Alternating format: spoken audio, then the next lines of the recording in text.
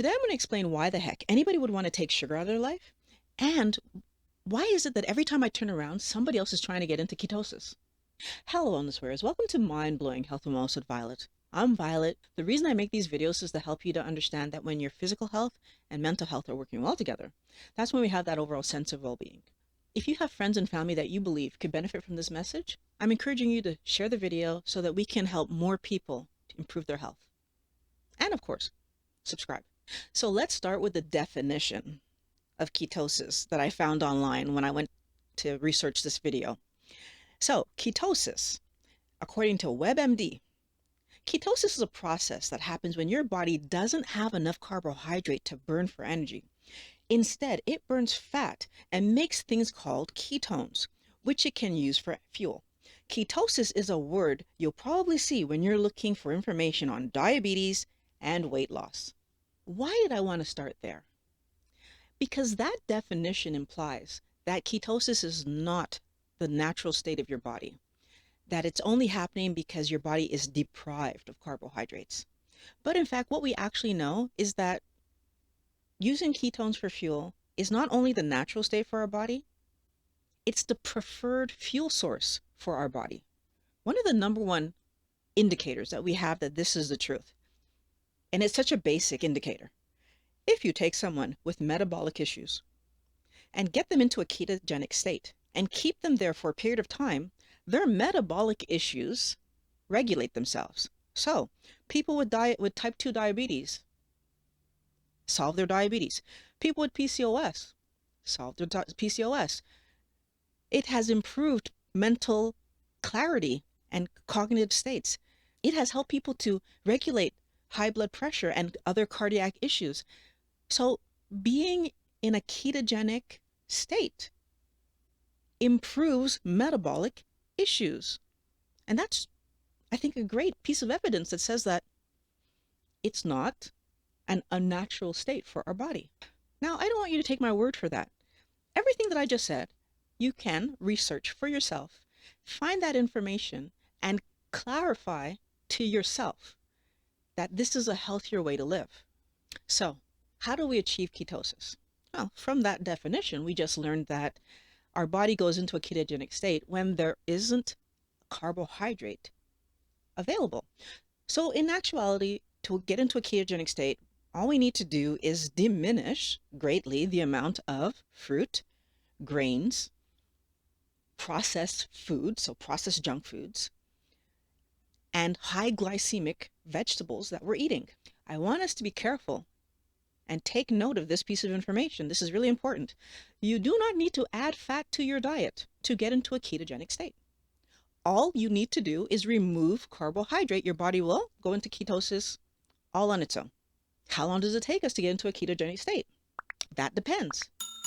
Anywhere between 2 and 4 days. And what it's dependent on is how low you bring your carbohydrates down and how active you are. So if you fast, for example, you've taken your carbohydrate count down to 0.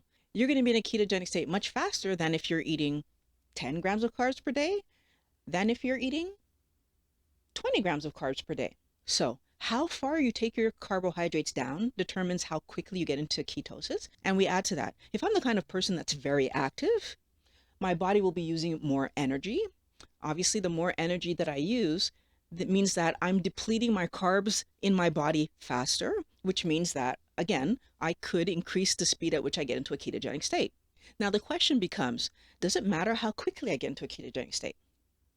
I personally believe the answer to that is no.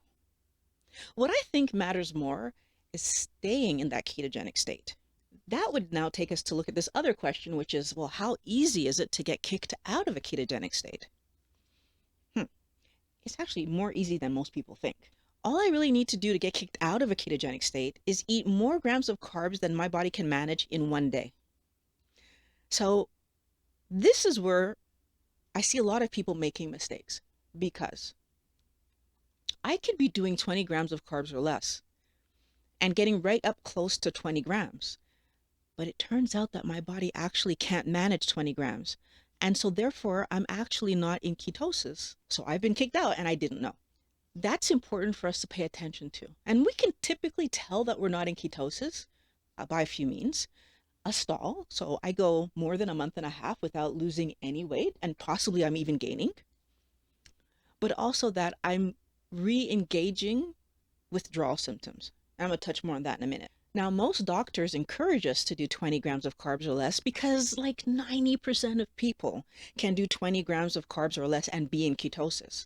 But what happens if you've had a lot of metabolic damage, like Violet, where your metabolic issues showed themselves in your early 20s and you're now in your late 40s, like Violet, and there's a lot of damage that happened in that interim of time?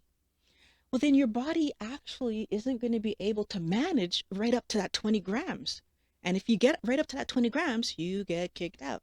It's easy, is what I'm pointing out here. Super easy to get kicked out of ketosis. Now, why don't you want to get kicked out of ketosis? Which is the other big question. What's the big deal if I get kicked out of ketosis? Well, let's go back to that withdrawal that I talked about a few minutes ago.